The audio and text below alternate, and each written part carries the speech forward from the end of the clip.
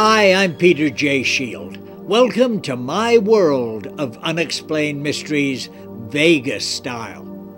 No single mystery is more closely associated with Las Vegas than the infamous Area 51, the subject of today's program.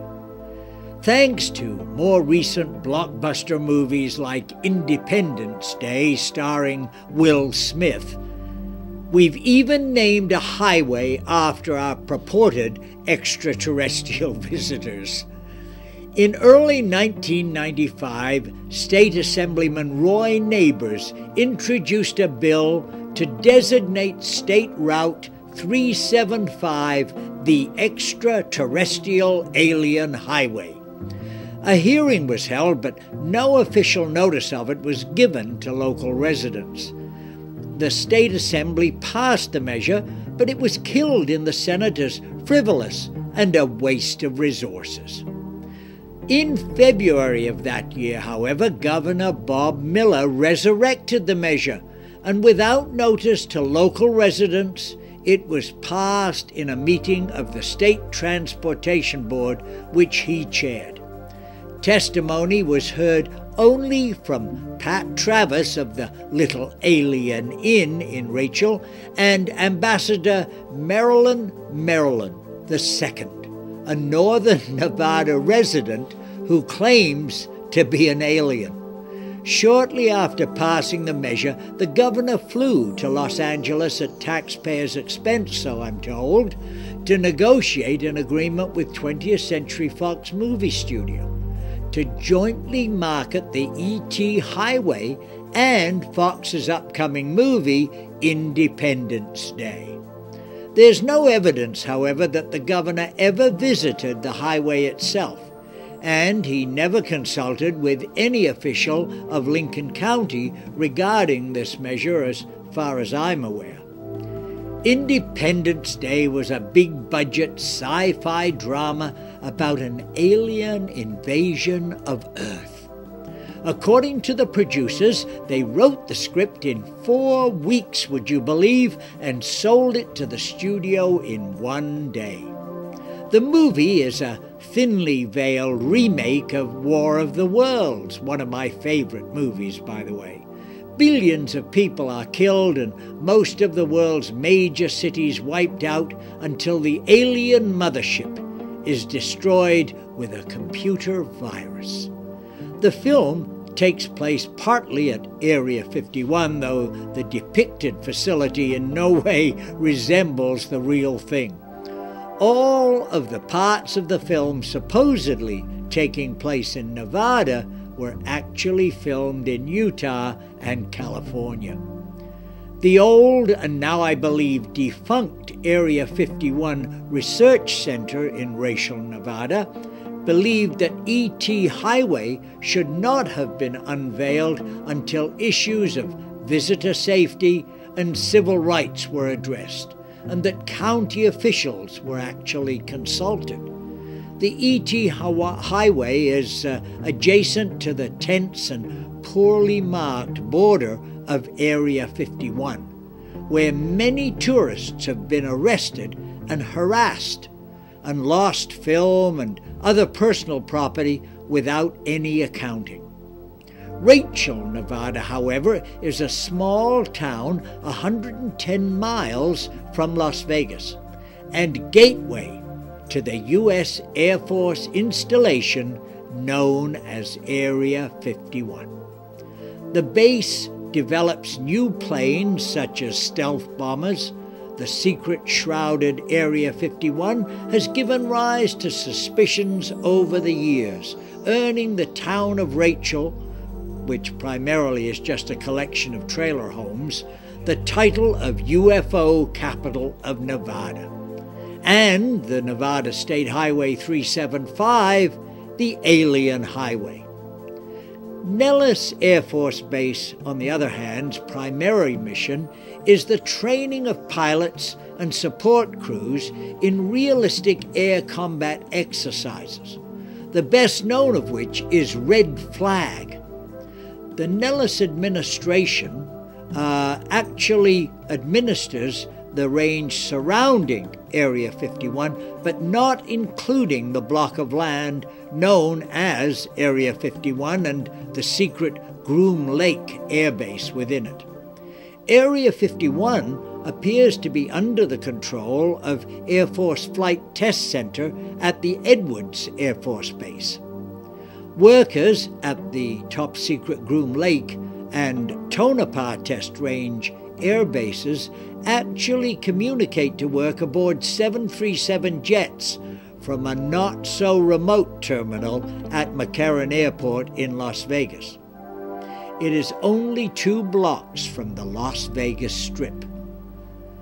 Frequencies that the jets communicate with are known by the company name Janet, a name which has no meaning that we're aware of. Each is a 737-200, or a CT-43, the military equivalent, with a single red stripe along the side and no company name or insignia. Smaller Beechcraft King Air prop-driven aeroplanes make special trips to Edward Air Force Base and other unknown destinations. It's perhaps the most secret military installation in American history. And in addition to Area 51 and Groom Lake, it has, over its 40-year history, acquired a slew of other less formal nicknames. Dreamland, for the strange aircraft developed there. The Ranch. The Box, for its restricted airspace, and Watertown Strip, just to name a few. Since Air Force and Pentagon officials continue to flatly deny the existence, facts are hard to come by. The area began life as a secret base in 1954, when Lockheed arrived there to develop the U-2, a high-altitude spy plane used for surveillance beyond the Iron Curtain. In later years, the facility, whose runways, hangars, and sheds were built by the Department of Energy, has served as a laboratory for such top-secret aircraft as the SR-71 Blackbird spy plane, the B-2 stealth bomber, and the F-117A stealth fighter. Most recently, it has been said to house the Red Hat Squadron, a stable of aircraft purchased from deflecting Soviet flyers, and the teardrop-shaped TR-3A tactical reconnaissance plane said to have been secretly employed in the Gulf War. Another rumor widely circulating is that the base has recently become home to an entirely new breed of supersonic spy plane.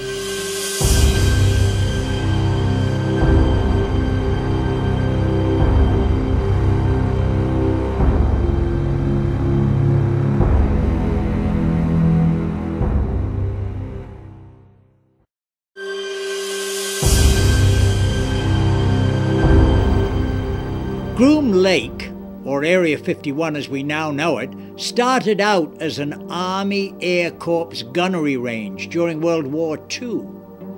In the mid-1950s, Lockheed was searching for a remote base to test its new U-2 spy plane. Although the runway on the remote dry lake bed was unstable, the location was deemed to be ideal due to its remoteness, and by the summer of 1995, construction of a 5,000-foot runway began, with 2 hangars and some temporary living quarters. Later, surplus Navy military quarters were dismantled and shipped to Groom and reassembled. The first U-2 arrived on a C-124 later in 1955. The U-2 was reassembled, checked out, and on August the 4th, 1955, Tony Levier made the first flight test.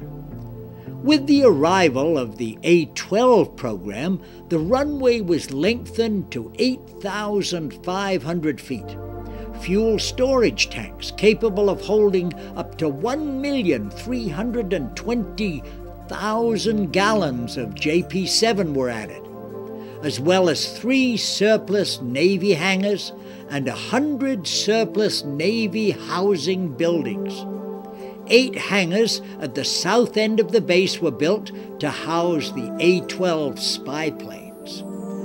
By the 1980s, a weapons storage area south of the main base was added, with 5 earth-covered igloos, presumably to support weapons testing for the F-117 program, and possibly the Advanced Cruise Missile program.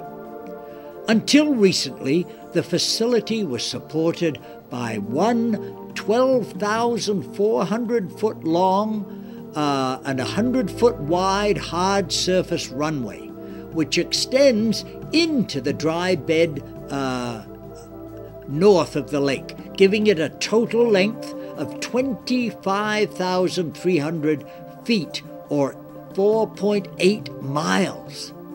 Sometime in the early 1990s, this runway was deactivated and replaced by a new 11,960-foot long, 140-foot wide runway. Several indications suggest that Groom Lake's flight test activity did not end with the F-117 stealth fighter. First, construction of a new runway, which must have started sometime after the F-117 program had been made public. Second, the numerous reports by aviation enthusiasts and others of aircraft noise and lights in the night. The years since the F-117 became public, the 1995 action by the Department of Interior to draw 3,972 acres of Bureau land management land from public access caused a storm, creating a security buffer zone to prevent viewing of military activities at Groom Lake. No longer is it possible for photographers with their long lenses and their wide-angle panoramas to capture images of this secret installation, much, needless to say, to the dissatisfaction of all those involved. I guess despite this, we'll continue to be bombarded with websites, and by the way, Area 51 comprises probably the largest number of websites other than UFOs on any particular subject. And let's face it, what better place than adjacent to the entertainment capital of the world, here in Las Vegas. I'm Peter J. Shield.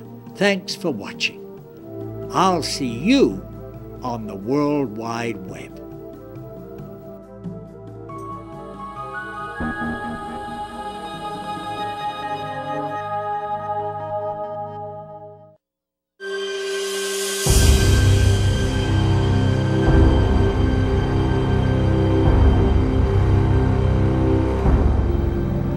Welcome back. Area 51 has recently come under scrutiny for the development of a new superplane dubbed Aurora. The $15 billion plane runs on controlled explosions of cryonic methane or ammonia, which propel the triangular matte black aircraft to between 4 and 8 times the speed of sound.